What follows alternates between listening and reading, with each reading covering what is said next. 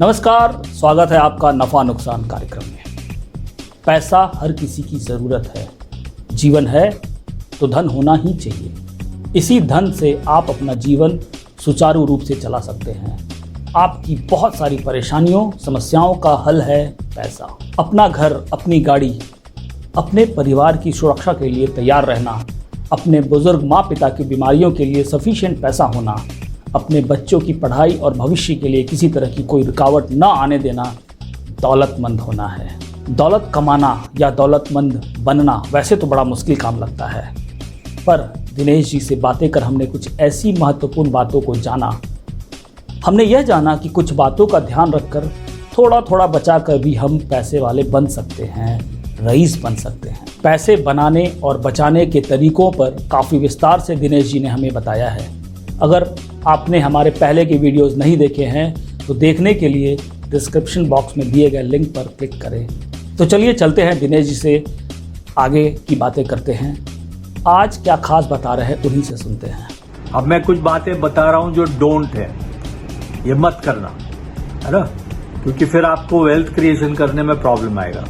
सबसे पहली क्या बात है, do not liquidate wealth for extravagant luxury lifestyle. आपके पास पैसे जमा हैं, आपके पास वेल्थ क्रिएट की हुई है, आपने बड़े मुश्किल से बचा बचा के पैसे जमा किए हैं और ये लेवल पे लाए हैं कि आप कंफर्टेबल हो गए हैं। अब सडनली आपका मूड आ गया रोल्स रॉयस खरीदनी है, फैंसी बंगला खरीदना है, उसके लिए आपने अपनी जमा पूंजी खर्च कर डाली। एक्स्ट्रावेगेंट चीजों के ऊपर खर्च करने के लिए आपकी जमा पूंजी को यूज नहीं करना। आपकी जमा पूंजी जो है ना, वो बिल्कुल प्लान तरीके से जो बहुत एसेंशियल चीजें हैं उसी के लिए रहनी चाहिए।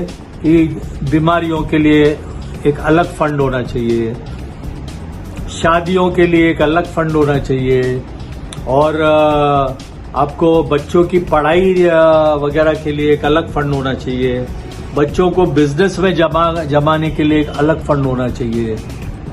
हर चीज के लिए एक अलग पॉकेट बना के रखें। वो सब पॉकेट्स फुल होने के बाद भी, प्लानिंग करके वो सब फुल होने के बाद भी अगर आपके पास बहुत पैसा बचा हुआ है तो आप एक पॉकेट बना लीजिए, ये आपके ऐसे शौक पूरे करने वाले आइटम के। उसके लिए भी एक अलग फंड बना लीजिए, उसमें से खर्च करिए ना फिर, है ना। अगर आपके पास ऐसे 10 करोड़ रुपए जमा हो गए तो चलो ठीक है, 1 करोड़ रुपए की आपने जो है ना एक बड़ी मर्सिडीज गाड़ी खरीद ली, कोई बात नहीं, 9 करोड़ तो हैं बचे हुए। ये नहीं कि 10 करोड़ रुपया आपका जमा है, उसमें से आपने 6 या 8 करोड़ रुपए की रोल्स रॉयस खरीद डाली और बाकी बच गया आपका खाली 3-4 करोड़, जिसके अंदर आपके सारे बाकी के काम पूरे होंगे नहीं। तो ऐसे आपको जरा होशियारी करनी, समझदारी करनी। ये बात बहुत सही कही आपने। हर किसी को कुछ ना कुछ शौक होता है, उसे पूरा करने में वह लगा भी रहता है, पर यह तरीका कि पहले अपनी ज़रूरतों के लिए तैयारी पूरी हो जाए, उसके बाद शौक पूरा करना ज़्यादा खुशी भी देगा। बैंक फिक्स डिपॉजिट जो है ना, वो पुराने जमाने के लोगों को बहुत पसंद है। सिक्योरिटी बहुत है, रात को चैन से नींद आ जाती है वगैरह वगैरह। लेकिन मेरे को जो है ना, ये फिक्स डिपॉजिट जो 6% देते हैं, 7% देते हैं, उसके ऊपर भी इनकम टैक्स लग जाता है, ले दे के हाथ में 4 या 5% ही आता है, वो मेरे को जो है वो चीज समझ में नहीं आती है। उतना तो, उससे ज्यादा तो इन्फ्लेशन होता है, आपके पैसे की वैल्यू ही उतनी जो है गिर जाती है हर साल। तो आप एक्चुअली क्या वहीं के वहीं खड़े रह जाते हो। होना ये चाहिए कि आपको इनकम हमेशा जो है ना, आपके जो इन्फ्लेशन चल रहा है आपके देश में, उससे दुगना या तिगना आपको कमाना चाहिए आपके पैसे को। तब जाके जो है फिर आप वेल्थ जनरेट करने के खिलाएंगे, योग्य होंगे। अदरवाइज तो फिर हैंड टू माउथ ही बोला जाएगा। ये बैंकों के एफडीज को जो है ना, मैं एक लास्ट रिजॉर्ट मानता हूं। उसको मैं अपने लिक्विड एसेट्स में रखना चाहता हूं कि जो एकदम इमरजेंसी में कभी पैसों की जरूरत पड़े तो वो वहां पे, वो वाले पैसे वहां पे पड़े रहे। लाइफस्टाइल की लग्जरी तो सबको पसंद है, किसको नहीं चाहिए। आप अपनी खुद की जमा पूंजी से भी जो है खरीद सकते हो, और आप बैंकों से बोरो करके भी खरीद सकते हो। खुद की जमा पूंजी से भी खरीदना वो भी गलत है, और बैंक से बोरो करके लेना तो बहुत ही गलत है। वो तो आपको जो है वो EMI के चक्रव्यूह में घुसा देगा, जिससे कि आप निकल ही नहीं पाओगे। तो don't borrow to spend on lifestyle, luxuries, holidays, gifts, celebrations. ये सब चीजें जो है बोरोड पैसे से नहीं होती है, नहीं की। ये झूठी शान शौकत, गलत है, फंसाएगी आपको। दूसरा है don't borrow to buy second homes. लोग अपना मेन घर जो है ना, जो अभी तक घर ही नहीं है और रेंट के ऊपर रह रहे हैं, ऐसे लोगों को जरूरत महसूस होती है कि भाई मेरा एक घर जो है वो खुद के नाम का ओनरशिप का होना चाहिए, जिसमें से मेरे को कोई निकाल नहीं सके, और जो है हर बार 2-2, 3-3 साल बाद मेरे को घर बदलने नहीं पड़े हैं। क्योंकि रेंट वाले जो घर हैं उसमें लोग बार जो है ना 2-3 साल से ज्यादा एक्सटेंशन देते नहीं है। उस चीज से बचने के लिए जो है आप अपने खुद का एक घर जो है वो तो बेशक आप बैंक से बोरो करके पैसे भी जो है वो आप ले लो तो ठीक है, लेकिन आपके पास एक घर जो है वो है, और दूसरा घर जो है जो आप अपने लग्जरी के लिए, लेजर के लिए लेना चाहते हो, वो आपके पास अगर खुद के पैसे पड़े तो ले लो बाबा, ठीक है, कोई प्रॉब्लम नहीं है ना, क्योंकि वो तो फिर एक इन्वेस्टमेंट एसेट हो गया।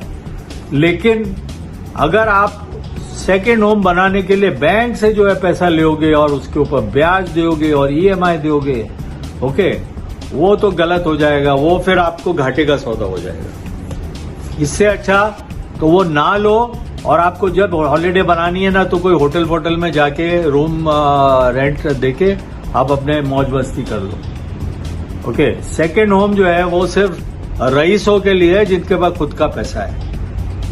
ये अपना ब्याज का पैसा लगा के जो है सेकेंड होम नहीं किया जाता है, और ये लोग बहुत गलत समझते हैं। मैं जानता हूँ 80-90% लोगों को जो है बैंक वाले फुसलाते हैं, बिल्डर लोग फुसलाते हैं और बोलते हैं कि हम बंगला यहाँ लोनावाला में बना रहे हैं, अलीबाग में बना रहे हैं, फलाना जगह इधर उधर बना रहे हैं, और आपको हम बैंकों से जो है पैसा दिलवा देंगे, हम आपको जो है इंस्टॉलमेंट भी दे देंगे। ऐसा बोल के फंसा के जो है उनसे खरीदवा लेते हैं, और बाद में जो है खरीदने वाला जो है बेचारा फंस जाता है। उसको रियलाइज बाद में जाके होता है कि अरे बाप रे, ये तो जो है ये घर ओन करना कितना महंगा हो गया है ना। उसके ऊपर जितना खर्चा होता है और जितना ब्याज जाता है और जितना EMI जाता है, उससे 1/4 पैसे के अंदर उतने ही दिन जो है आप बढ़िया से बढ़िया 5 स्टार होटल के अंदर हॉलीडे बना सकते हो। दूसरी एक चीज ये है कि स्पेक्यूलेशन, गैम्बलिंग, यानी कि स्टॉक मार्केट में खरीदी बेची करना, और ताश में जुआ खेलना, घोड़े की घुड़दौड़ के ऊपर जो है जुआ खेलना, ये सब टाइप के जुए खेलना। यानी मैं तो शेयर मार्केट में भी खरीदी बेची जो है शॉर्ट टर्म वाली जो होती है उसको भी मैं जुआ ही समझता हूँ। तो ये वो चीज करने के लिए खुद का पैसा हो तो भी तो फिर भी थोड़ा बहुत ठीक है, थोड़ा बहुत पैसा साइड पे रखा है, उसमें आप वो वाला शौक अपना पूरा कर लो। लेकिन बैंक से पैसा बोरो करके तब अगर आप ये वाला टाइप का गैम्बलिंग करोगे, ओके, जुआ खेलोगे, वो तो बहुत ही गलत है, वो तो सुसाइड है। वो तो आपको बिल्कुल खत्म कर देगा, आपके घर को खत्म कर देगा, खानदान को खत्म कर देगा, बर्बाद कर देगा। आपको कभी नहीं करना। कई लोग जो है ना बिजनेस भी बड़े रिस्की टाइप के कर लेते हैं, और रिस्की टाइप के बिजनेस करने के लिए भी बैंकों से लोन ले लेते हैं।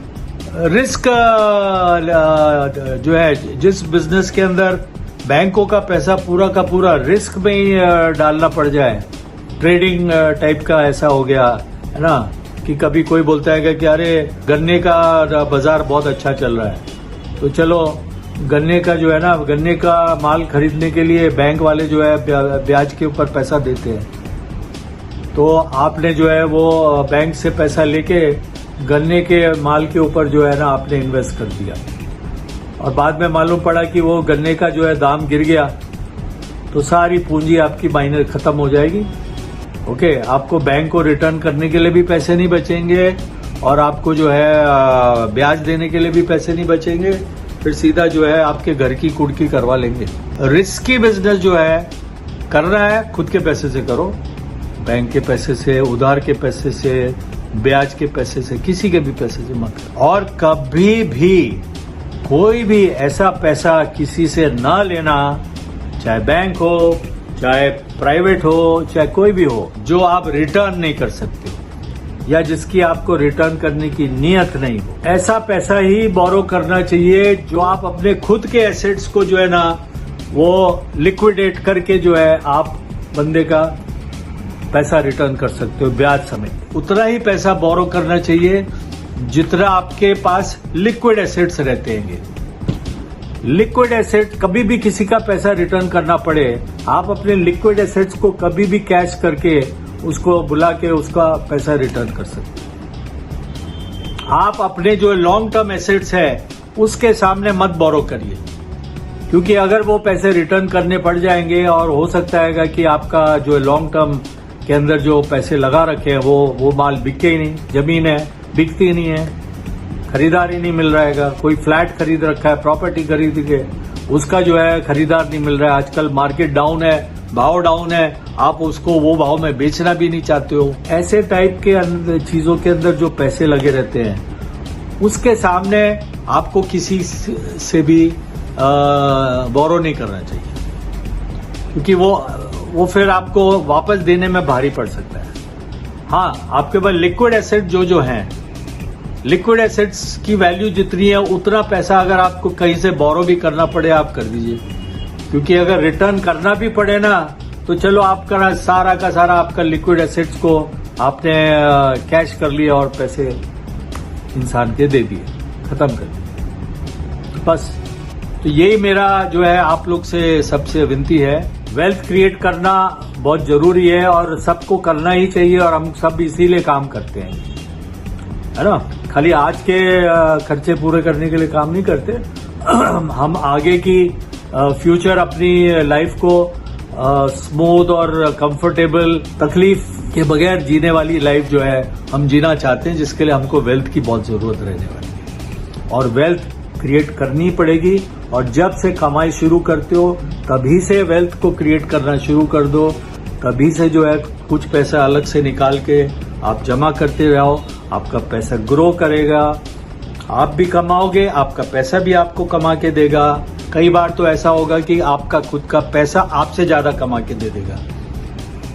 ऐसे कंडीशन में ही आप रईस बनोगे, रिच बनोगे, कंफर्टेबल बनोगे। सबको करना चाहिए, नौकरी वाले हो तो भी करना चाहिए, बिजनेस वाले हो तो भी करना चाहिए, डॉक्टर हो, लॉयर हो, प्रोफेशनल हो तो भी करना चाहिए। प्लीज करिए।